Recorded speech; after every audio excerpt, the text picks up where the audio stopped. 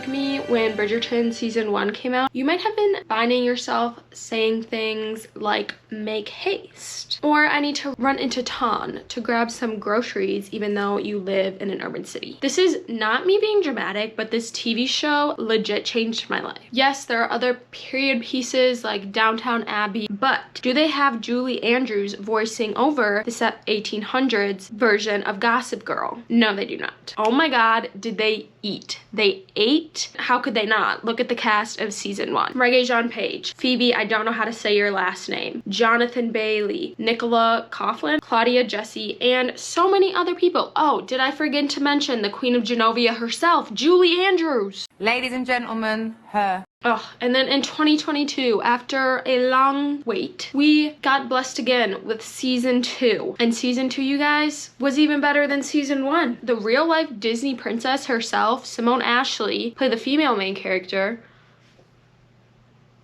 Just take a look. Take a look. Yeah. Yeah. And the Take No Bullshit, Kendra? I'm saying that wrong. I'm so sorry for butchering the names, okay? I'm not a linguist here, but I mean, come on. Come on. They ate even more than they did in season 1. Beyond the cast, we get some pretty iconic scenes in both seasons, like... I burn for someone who does not feel the same. You burn for me. You are the bane of my existence. And the object of all my desires. This is some prime romance shit, and I am here for it. I am here, I am sat, and I need more of it in the coming seasons. Speaking of, season 3 comes out in a little over a week. There's drama, there's romance, there's friendships, there's mystery, there's nobility squabbles, there is everything you could possibly want in this show. So if it isn't obvious why I love Bridgerton, just rewatch this whole intro clip and you'll probably figure it out. But as an avid reader, I didn't realize when the first season came out back in COVID era that it was based on books. Which I know, I was living under a rock apparently back then, but now I'm enlightened to the fact that there are books, 8 in fact, that the show is based on. In honor of part 1 of season 3 releasing very soon, I'm gonna be doing a video, book versus TV show. And we're starting off with season 1 and book 1. So, as a lover of both cinema, small screen, and literature, this might be difficult to see what one comes out on top, but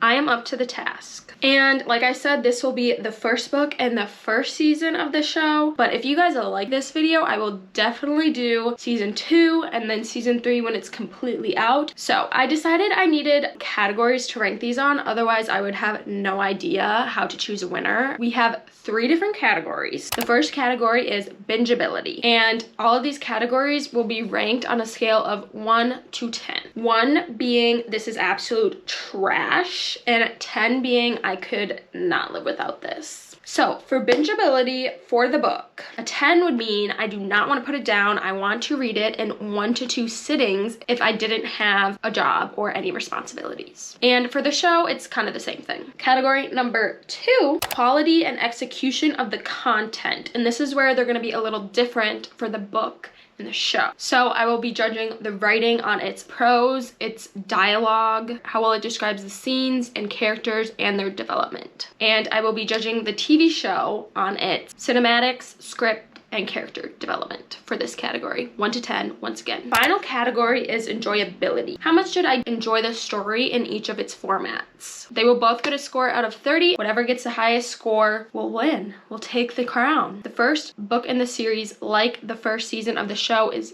Daphne Bridgerton's story. And if you are unfamiliar with the format of Bridgerton, each season or book follows a different sibling in the Bridgerton family. And the Bridgerton family is a noble family in this 17th century London era. And honestly, I think that concept is super fun, and as a reader and viewer, the fact that we get a new main character in every season or book just kind of ups the antics a little bit, makes it it's a little spice, makes it fun, and then you also get to see the previous main characters in the books, in the following books, so you get a little nostalgia coming in there too. Honestly, I think it's genius. if you can't already tell. I'm gonna stop yapping and start reading so we can get into this video. I am going to be reading the book first because I've already seen the show. I'm not gonna say how many times. So let's get reading.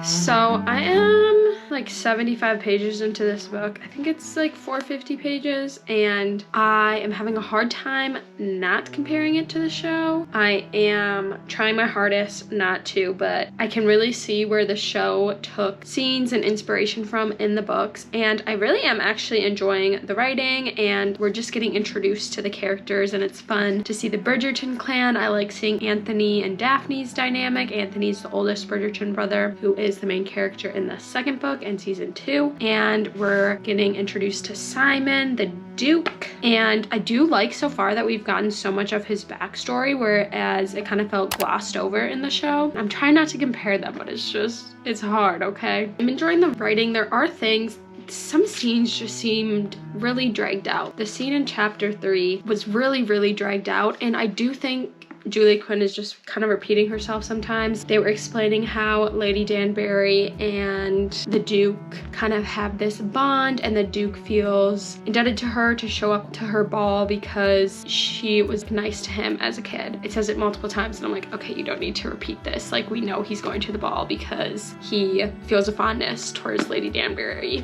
who is also the first scene Lady Danbury made. I was like, oh, yes, queen. I love that character. Anyways, just getting started. Those are my original thoughts. I'll probably update you guys when I get way further along. I'm not gonna lie, it's been a few days and I have about 100 pages left in this book. I am really enjoying it. It's taking me a lot longer than I thought it would. So the bingeability rating, I'm not thinking is gonna be as high as the TV show, but that's okay. It's still a really good book, and I can see where the inspiration for the show came in. And we're gonna watch the show and get into the ratings of that after I finish this book. I think like the banter of Simon and Daphne is really enjoyable. I can see the differences in the show. Do I think they made it better or worse? We'll just have to watch the show and find out. I do also enjoy Simon's character, but I wish we got more of the family. We don't really get a whole lot of the family and subplots. It's mostly just the two main characters' story, which is fine for a novel, and I'm not opposed to it because I know we'll get the rest of the family like when I read their books. But yeah, it's just interesting to see how different the show is, but I don't think it's a bad thing. I do think it would have been too much to have like the family to the extent that they are in the show. In the book, it would have been like a lot, but it works in the show, you know? So different formats kind of cater to different plots and character devices and how many subplots you can have and stuff without it getting too confusing. I do also really enjoy the Lady Whistledown comments in this. And what is also kind of surprising is that we don't get a lot of the Featheringtons or the other families. Yeah, I'm gonna keep reading today, hopefully finish it tonight so then we can start watching the show and get into my ratings for that.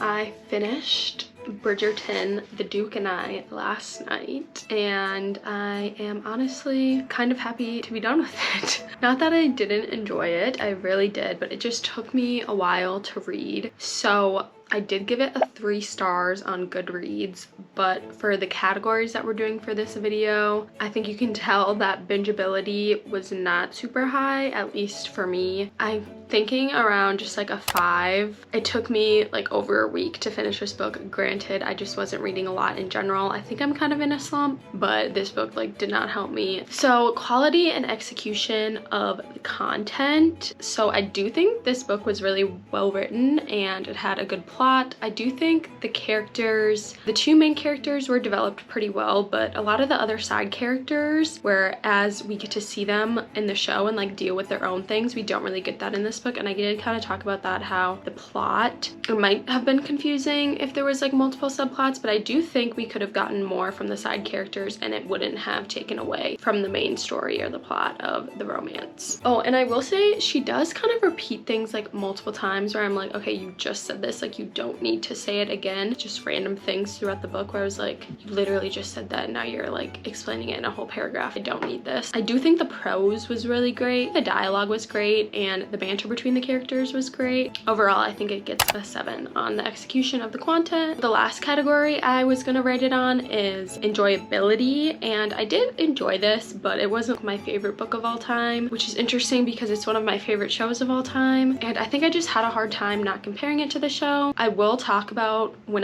we get into watching the show a little bit is kind of what was different, what I liked about the book, what I liked about the show. We'll get into that more when we're watching. So again, I think it's gonna get like a 6. She has a total score of 19 out of 30. I think it's just interesting because I already had an idea of the characters from when I watched the show. So when I read the book, it's really, really hard. Honestly, I'm just gonna be completely real, not to compare it to the show. So do I think if I would have read this first, it would have got a higher rating? Maybe. Do I think it would have been like a 4 or 5 star book? No. I think it still would have been in like 3.5 range, but it's really uncertain to tell. So we're gonna be watching some bits and pieces of the show next, dive deep into that, give my rating out of 30, and see who takes the crown, the book or the show. I am starting the first episode. Before I get into it, just know we will be touching spoilers of the show and the book. So if you don't want spoilers, read the book or watch the show and then come back from the video. And if you don't give a crap, let's have a good time, okay? I'm excited. Let's get into it.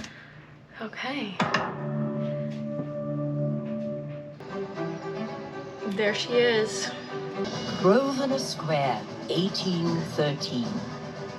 Dearest reader, the time has come to place our... Can we just collectively agree that putting Julie Andrews as the voice of Lady Whistledown was probably the best decision this show made? Consider the household of the Baron Featherington. Tighter! Is she to breathe, Mama? I was able to squeeze my waist into the size of an orange and a half when I was Prudence's age. Far better odds might exist in the household of the widowed Viscountess Bridgerton.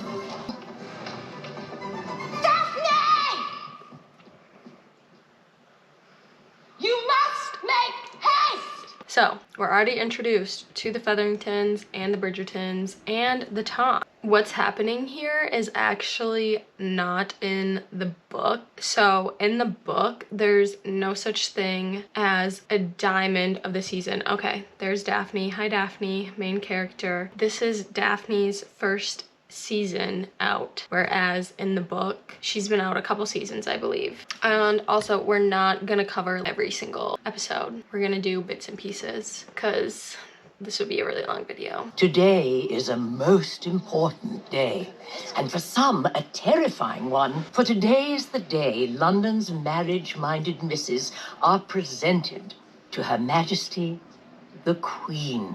What I do like about having the diamond and Lady Whistledown is it presents a subplot that we don't get in the book between the Queen and Lady Whistledown that comes out throughout the whole season, which is very, very entertaining and fun to watch. Miss Daphne Bridgerton.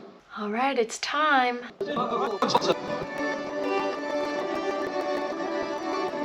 Okay. Flawless, my dear.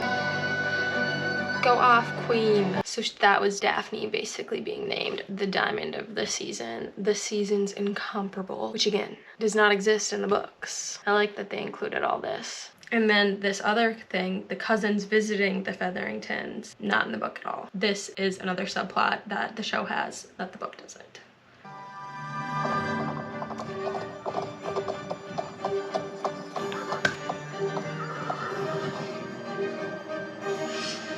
There he is. There he is.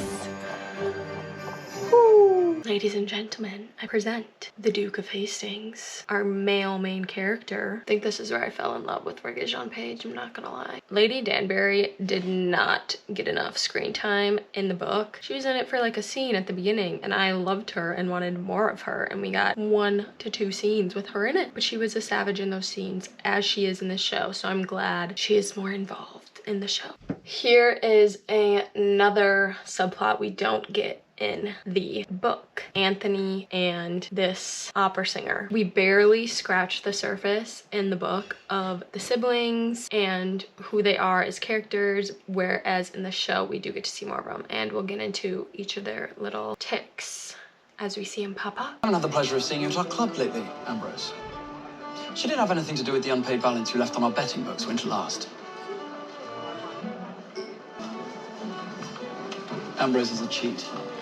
A man of any honor ensures his debts are fully paid. I did not realize. Well, how could you have done? It is the very reason I am here, sister.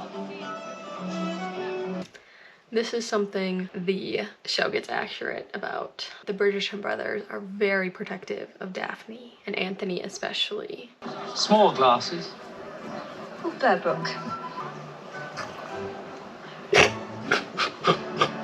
Bridgerton. A moment, please. It's coming. It's coming. Miss Bridgerton.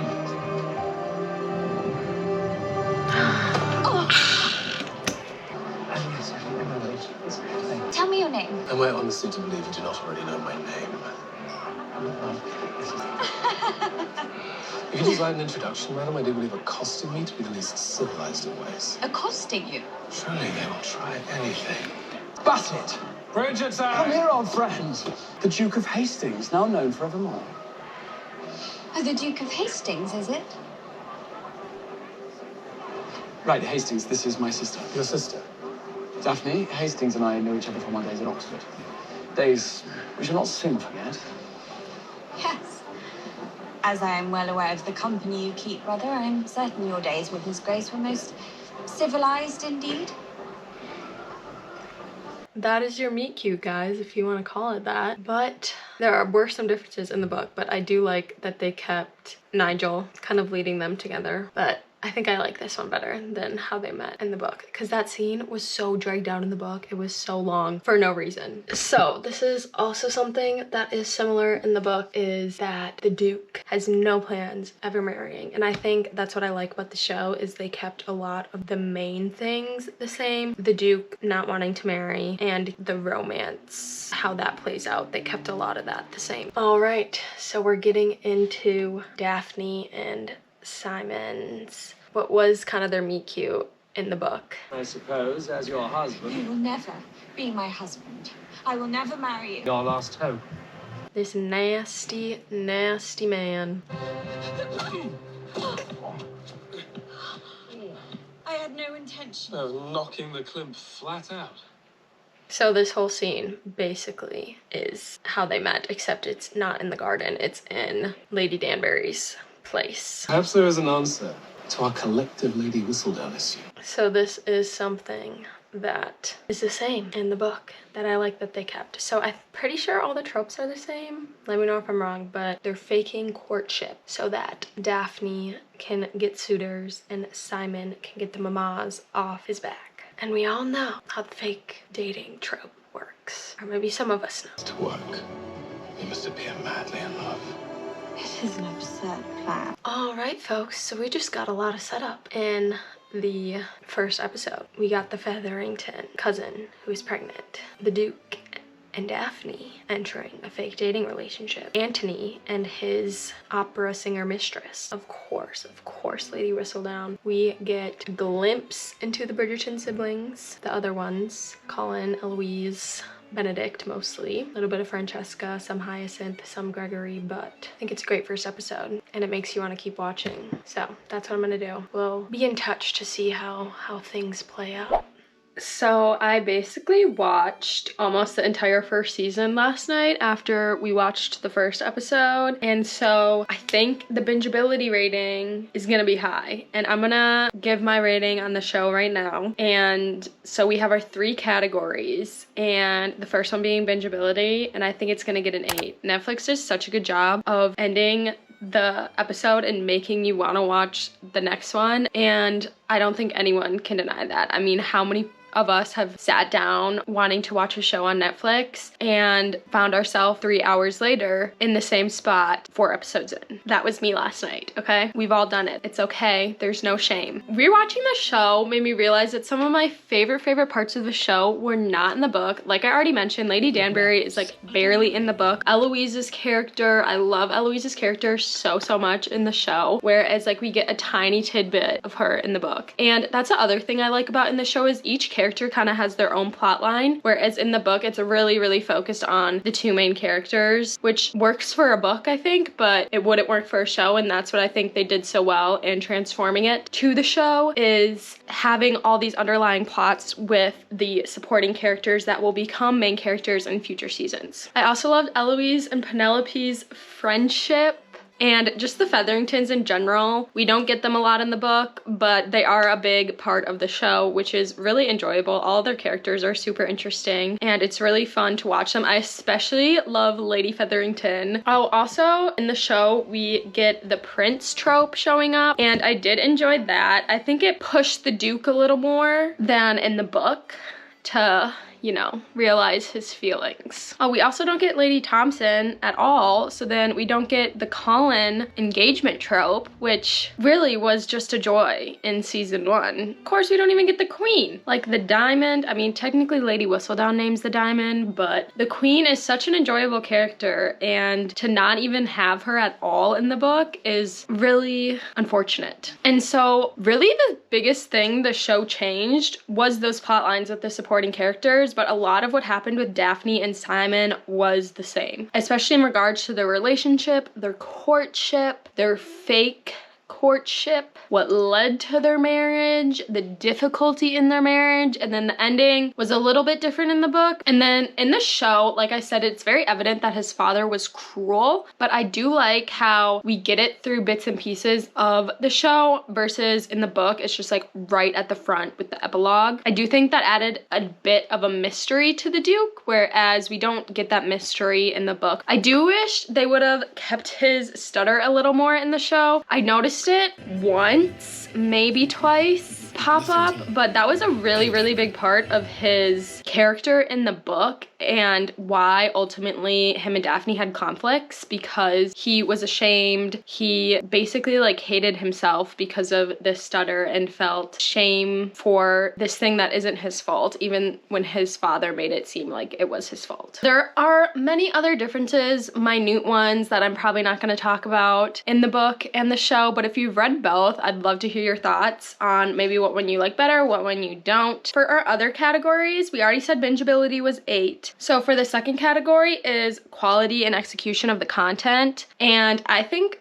the show did an amazing job, again, of keeping Daphne and Simon's story the same, but also keeping it engaging for the viewer. The scenes were beautiful. I mean, the costumes are amazing. They've won so many awards for the costumes. I love the ambiance, the balls. It's really beautiful, and the cinematography is great too. So I just think overall it's a very well put together show, and they execute the story really well in the format of the small screen. So I think I'm gonna give it an 8 out of 10. Again, for our second category, it's not a lot I can say. I don't think it's perfect, but it's really amazing. And then enjoyability, 9 out of 10. 100% enjoyed it. I can't say that I didn't. Truly, Bridgerton might just be my guilty pleasure, and I'm okay with that. What is 8, 9, 25 out of 30. The show takes the cake over the book, at least for me personally. If you liked the book better, you can let me know, or if you like the show better, you can let me know too. I would also love to know if you guys enjoyed this video. This is something new for me. I haven't done this, but I would love to do this with some of my other shows that I love and other movies too, even book versus movie, book versus show. So if you guys like this or have any suggestions for the format, please let me know in the comments. Thank you so much for watching, and I'll see you in the next one.